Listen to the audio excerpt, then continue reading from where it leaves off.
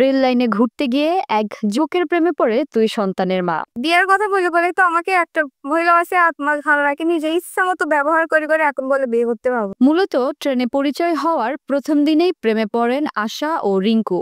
ফেসবুকে বন্ধুত্ব হয় সেদিনই। এরপর নিয়মিত চ্যাটিং ঘন হতে থাকে পরক্রিয়া প্রেমে। রিঙ্কুর সাথে পরিচিত আমার স্টেশন ট্রেনে একই ট্রেনে ওর আমি গেছিলাম।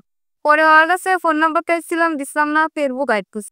13 বছর বয়সে প্রথম বিয়ে হয় আশার। স্বামীর সঙ্গে বনিবনা না হওয়ায় আলাদা থাকতেন আশা। আসলে মূলত আমার বিয়েটা অনেক ছোটবেলা হয়, 13 বছর বয়স। আর তখন আমার হাজবেন্ড অনেক বয়স হচ্ছিল, আমি প্রথম থেকে মানতে পারিনি। এই জন্য আমার আপু আম্মু আমার উপর খুব অত্যাচার করছে, আমার চোখ পুরো মতো মারতি। আমাকে প্রতিশ্রুতি এতদিন ধরে রাখলো নিজের দায়িত্বে খরচ খরচা সব দিয়ে।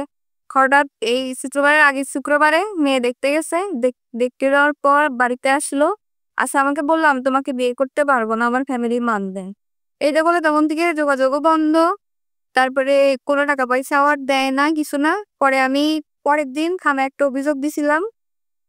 তো এর মতো হচ্ছে ওসি স্যার বললো যে তোমরা পারলে মেয়ের সাথে মীমাংসা করে নাও।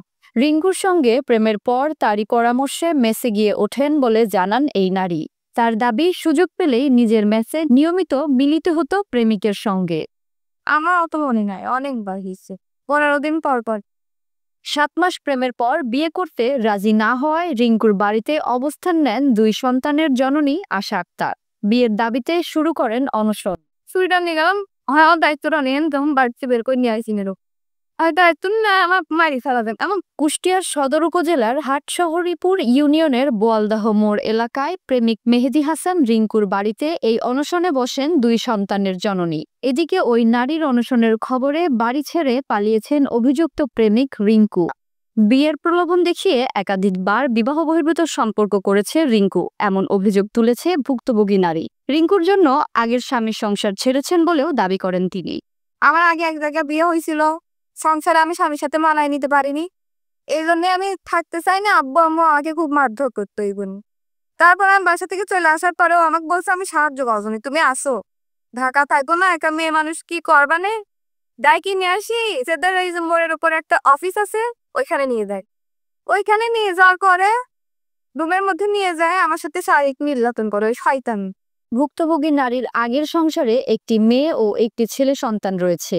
স্বামীর সঙ্গে বিবাহ বিচ্ছেদের পর তিনি কুষ্টিয়া শহরে প্রেমিক রিঙ্কুর ঠিক করে দেওয়া একটি মেসে থাকতেন। তবে আশার স্থানীয় বাড়ি কুষ্টিয়ার কুমারখালী উপজেলার এলেঙ্গাপাড়ায়। এই যে আমাকে বাসা থেকে বের করে নিয়ে আসছে একা একা, আমার দায়িত্ব সবটাই ও নিচে। এখন বলে এত কিছু করছে তাও বিশ্বাস করছো না। এমন কেউ করে? কোনো ছেলে কেন করবে? বিয়ে করার জন্যই তো করে। এ ঘটনায় কুষ্টিয়া মডেল থানায় লিখিত অভিযোগ করেছেন বলে জানান ভুক্তভোগী নারী আশা আক্তার।